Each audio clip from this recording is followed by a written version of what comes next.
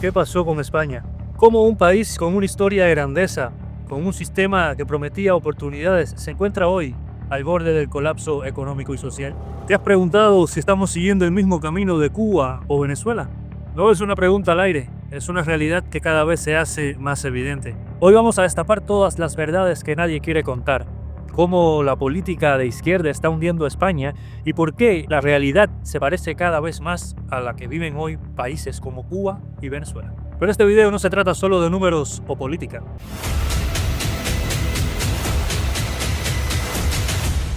Así que quédate hasta el final porque lo que estás a punto de descubrir podría cambiar tu perspectiva para siempre.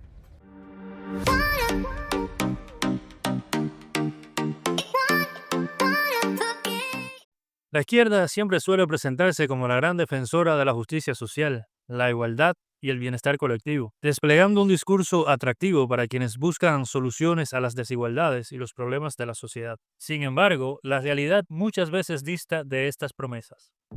En lugar de prosperidad y equidad, lo que frecuentemente encontramos es un escenario de pobreza creciente, una sociedad dividida y un aparato estatal que busca concentrar el poder en unas pocas manos, limitando libertades individuales y fomentando el control absoluto. Un ejemplo claro de estas contradicciones lo encontramos con Pedro Sánchez, el actual presidente del gobierno español. Sánchez se posicionó inicialmente como un líder dispuesto a modernizar el país, prometiendo progreso y estabilidad. Sin embargo, sus acciones han distado mucho de estas promesas. Un caso paradigmático es su relación con Carles Puigdemont, el líder independentista catalán al que, en el pasado, calificó de criminal por su papel en el referéndum ilegal de 2017. Que lo que es evidente es que Carles Puigdemont lo que tiene que hacer es comparecer y someterse ante la justicia. Ahora, en un giro difícil de justificar, Sánchez ha optado por buscar su apoyo político, incluso a costa de principios fundamentales como la defensa de la unidad nacional y el respeto al Estado de Derecho. Este cambio tan radical pone en cuestión la coherencia y la credibilidad de Sánchez como líder. ¿Cómo puede alguien justificar alianzas tan contradictorias? Más allá de la conveniencia política, estas decisiones erosionan la confianza en las instituciones y transmiten un mensaje peligroso, que los principios pueden ser sacrificados en el altar del poder. Al final, este tipo de política no solo traiciona a los votantes, sino que también profundiza la división en una sociedad que necesita unidad y liderazgo coherente, no oportunismo ni pactos cuestionables. En el contexto económico actual de España, los ciudadanos se enfrentan a un panorama cada vez más complejo. La inflación, especialmente en el área de alimentos, ha alcanzado un incremento alarmante en el último año, afectando así los bolsillos de las familias. Mientras tanto, los salarios siguen estancados, sin un aumento significativo que permita hacer frente a estos nuevos costos. Es una situación desesperante en la que el esfuerzo laboral de los ciudadanos se traduce en una mejora de su calidad de vida.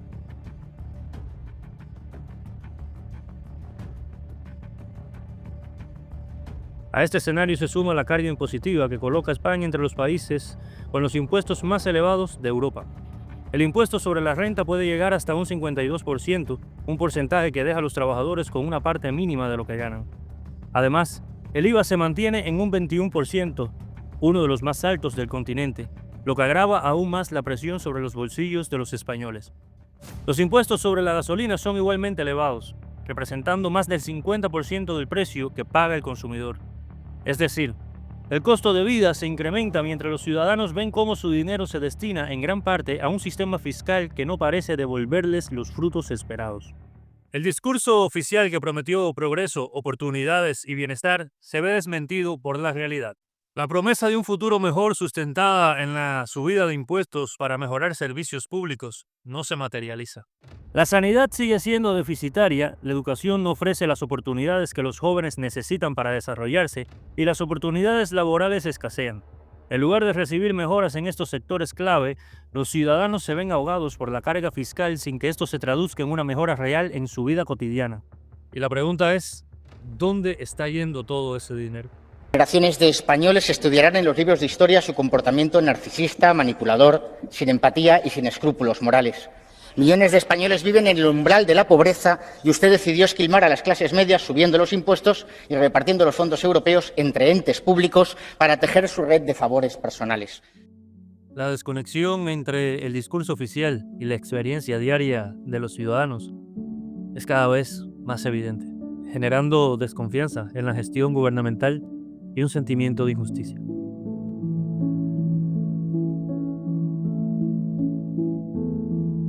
La izquierda a menudo se escuda en el argumento de que los problemas económicos y sociales que afectan a las naciones son consecuencia de un sistema capitalista, de las grandes corporaciones y de los ricos. Según este discurso, el capitalismo es el gran culpable de las desigualdades y los sufrimientos de las clases trabajadoras. Sin embargo, cuando observamos ejemplos históricos de naciones que adoptaron modelos económicos y políticos de izquierda radical, como Cuba y Venezuela, la narrativa comienza a desmoronarse. Cuba, antes de la Revolución de 1959, era considerada una de las naciones más prósperas de América Latina. Durante los años 50, la isla mantenía un nivel de vida comparable al de los países más desarrollados de Europa. Los salarios eran relativamente altos y Cuba tenía uno de los mejores sistemas de salud y educación de la región, incluso antes de la revolución. Sin embargo, tras la instauración del régimen comunista de Fidel Castro, la situación cambió drásticamente.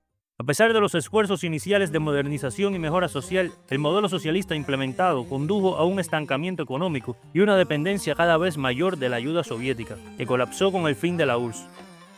Hoy en día, Cuba es sinónimo de escasez, represión y migración masiva. La falta de reformas económicas y el control absoluto del Estado sobre todos los sectores productivos han llevado a una economía completamente dependiente de las importaciones. El Producto Interno Bruto ha caído dramáticamente y la inflación se ha disparado, especialmente en los últimos años. La emigración masiva ha alcanzado niveles nunca antes vistos. Refleja el desespero de una población que busca mejores oportunidades fuera de la isla, evidenciando un desajuste grave entre las promesas de bienestar socialista y la realidad de miseria que vive la mayoría de los cubanos. Venezuela, por su parte, es otro ejemplo paradigmático de cómo un modelo socialista ha convertido una nación rica en recursos naturales en una de las más empobrecidas del mundo. En las décadas de 1950 y 1960, Venezuela era una potencia económica en América Latina, gracias a su vasto petróleo. El país disfrutaba de un nivel de vida relativamente alto, con una clase media pujante y un crecimiento económico constante. En Venezuela, cada día es un día perfecto. Cada año, miles de turistas visitan el país para disfrutar de las maravillosas playas y del glorioso sol. Sin embargo, el verdadero tesoro de Venezuela yace bajo tierra. Tiene una de las mayores reservas de petróleo del mundo. Tal riqueza ha provocado un maravilloso crecimiento económico en los últimos años. Con tal bendición, es seguro que el futuro de Venezuela solo puede ser riqueza y prosperidad. Riqueza y prosperidad. Sin embargo, el giro hacia el socialismo en el siglo XXI bajo la presidencia de Hugo Chávez y su sucesor Nicolás Maduro fue fatal para la nación. La nacionalización de la industria petrolera, el control de precios y la planificación centralizada destruyeron las bases de una economía que antes se sustentaba en el petróleo. La caída del PIB de Venezuela ha sido drástica. En los últimos años, la economía se ha contraído de manera alarmante y la inflación ha alcanzado niveles hiperinflacionarios. Según los gráficos, el crecimiento de la inflación en Venezuela ha sido exponencial, superando el 1.000.000% en los últimos años, lo que ha pulverizado el poder adquisitivo de los ciudadanos. Mientras tanto, la emigración masiva de venezolanos a países cercanos como Colombia, Brasil y otros destinos ha alcanzado cifras récord, convirtiendo a Venezuela en uno de los principales países emisores de migrantes de la región.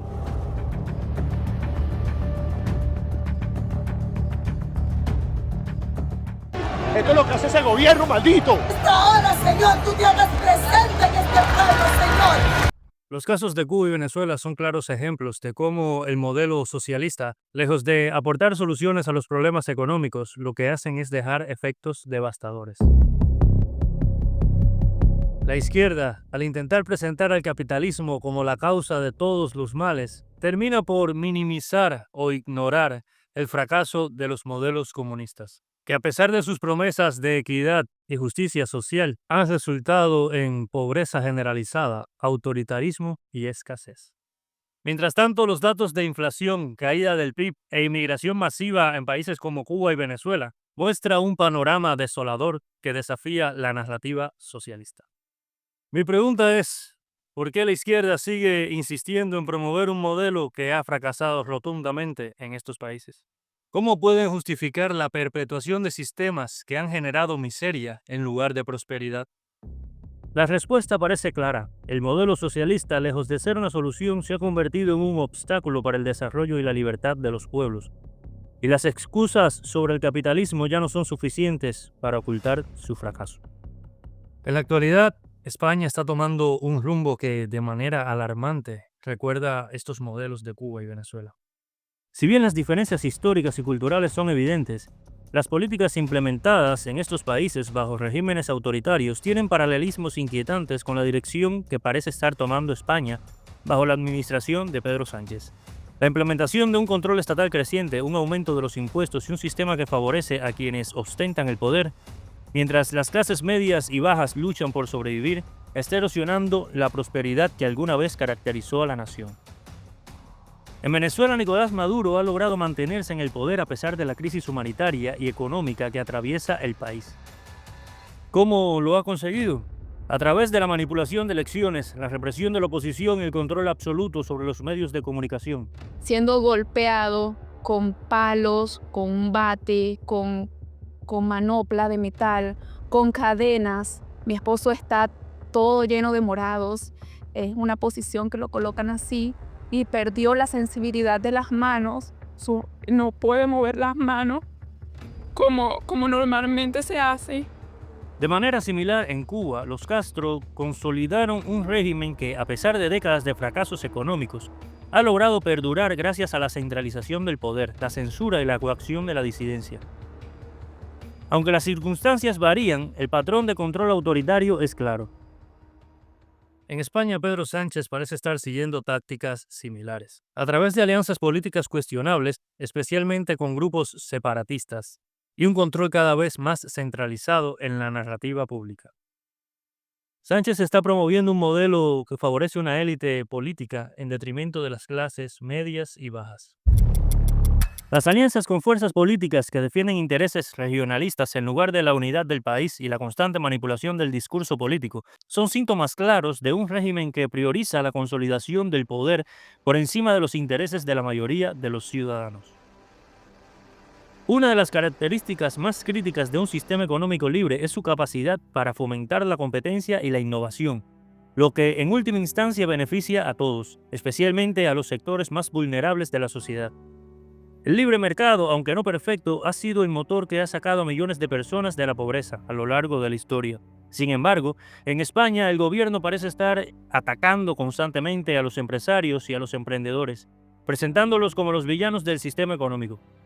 Las políticas implementadas por el gobierno de Sánchez están ahogando a las pequeñas y medianas empresas, a la vez que centralizan más y más el poder en manos del Estado. La burocracia, las cargas fiscales y las restricciones al emprendimiento están creando un entorno hostil para aquellos que intentan crear riqueza y empleo en España. Comparado con otros países como Dinamarca y Nueva Zelanda, donde abrir un negocio es un proceso ágil y accesible, 3 y 1 día respectivamente, en España el tiempo promedio para iniciar una empresa es de 30 días. Esta diferencia es clave para entender por qué, en lugar de fomentar la innovación y el progreso, el sistema español se ha convertido en una traba para aquellos que buscan salir adelante. Uno de los sectores más afectados por las políticas de España es de los más vulnerables, los inmigrantes y la clase trabajadora. Muchos de ellos llegan buscando una vida mejor, pero se encuentran con una barrera burocrática y social casi insuperable. Los inmigrantes en particular se ven atrapados en un sistema que le niega acceso a servicios básicos y oportunidad de empleo. Las largas colas en los servicios sociales y la saturación de los hospitales son solo algunos ejemplos de cómo el Estado no está cumpliendo con su promesa de cuidar a los más necesitados. Además, la tasa de desempleo entre los inmigrantes sigue siendo alarmantemente alta y muchos se ven obligados a elegir entre comer o pagar el alquiler. Es una realidad cada vez más común en una sociedad donde los precios suben y las ayudas escasean. La izquierda, que en teoría se presenta como la defensora de los más débiles, se contradice al usar a los más vulnerables como peones en su juego político. Si realmente se preocupa por su bienestar, ¿por qué siguen siendo tantas las personas que deben sobrevivir en condiciones extremas? El discurso de la izquierda sobre la justicia social ha caído en la contradicción. Mientras predican sobre igualdad y bienestar para todos, sus políticas han resultado en un argumento de la desigualdad, el control social y una mayor concentración de poder en manos de una élite política que se aleja cada vez más de las necesidades del pueblo. La narrativa de progreso, justicia e inclusión ha quedado vacía cuando se compara con la realidad de aquellos que luchan por sobrevivir en el sistema que han impuesto. El paralelismo con Cuba y Venezuela es evidente. En ambos países el control autoritario y las políticas económicas centralizadas han empobrecido a las clases medias y bajas, mientras que los que están en el poder se han enriquecido y consolidado su control. Queremos ser ricos. Ser rico es malo, es inhumano. Así lo digo y condeno a los ricos cada vez que les dé la gana.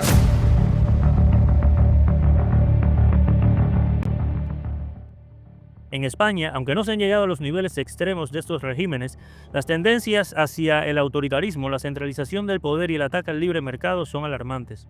Las promesas de bienestar y progreso se desmoronan cuando la gente se enfrenta a la cruda realidad de una economía que no da lugar a la prosperidad para todos, sino que únicamente favorece a unos pocos.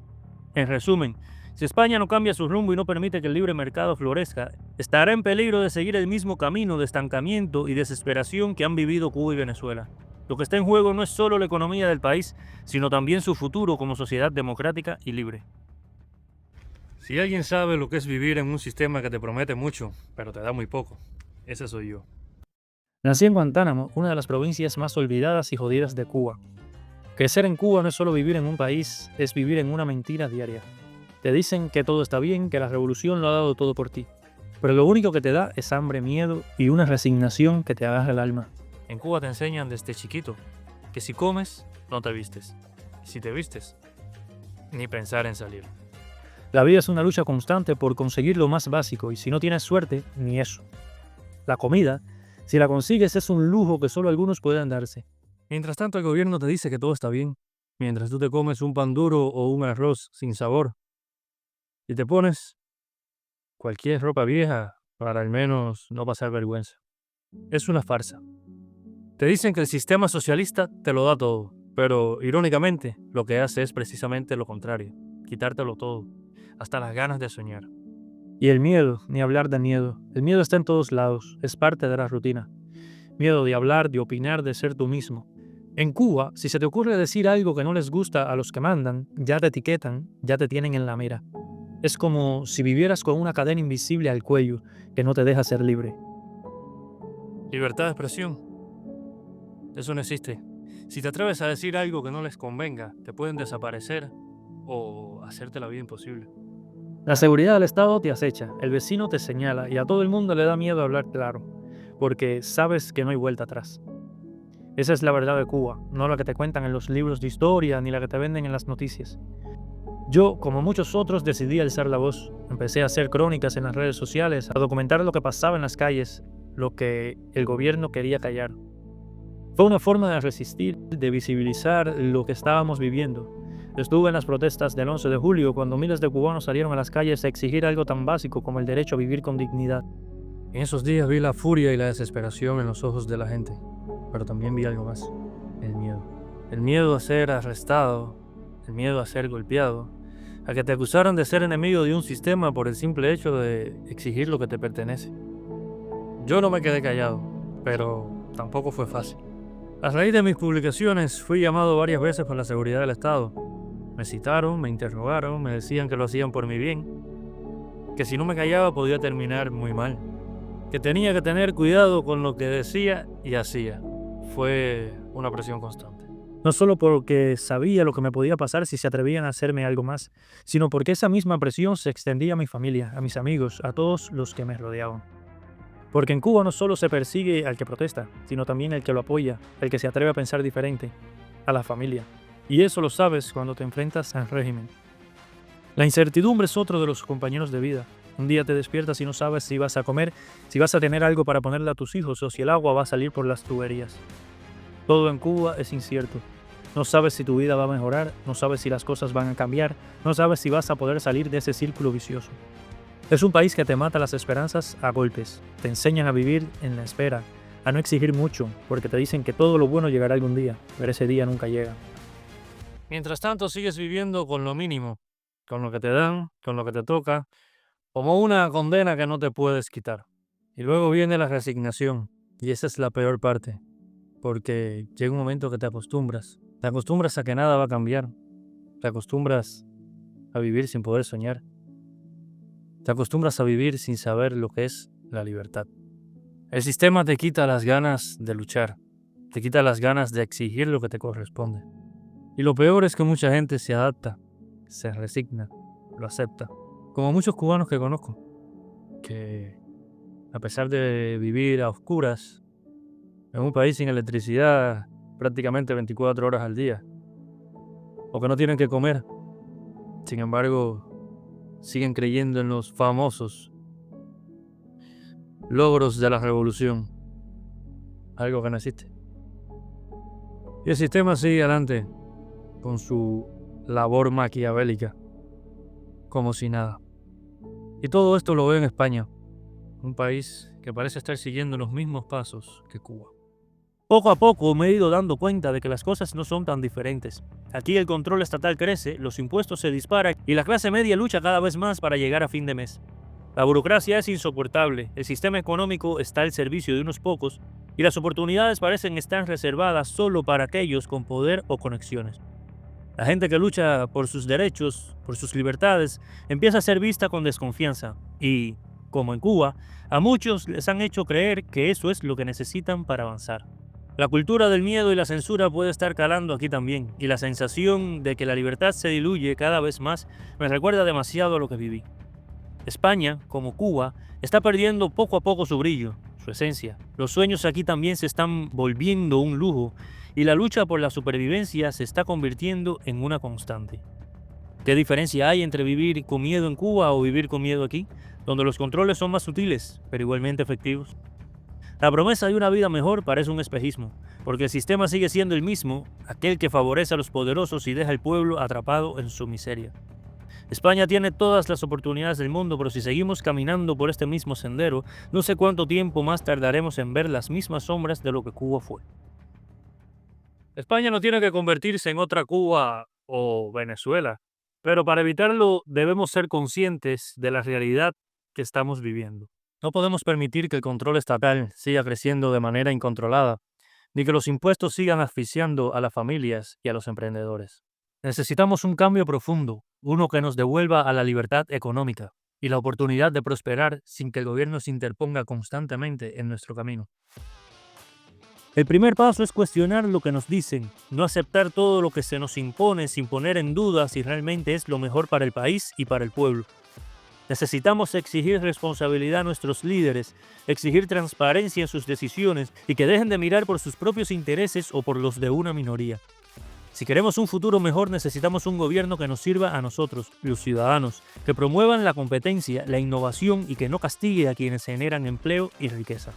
Si estás de acuerdo conmigo, comparte este video, suscríbete y únete a la conversación. España merece un futuro mejor y juntos podemos lograrlo. Hasta la próxima. Dímela.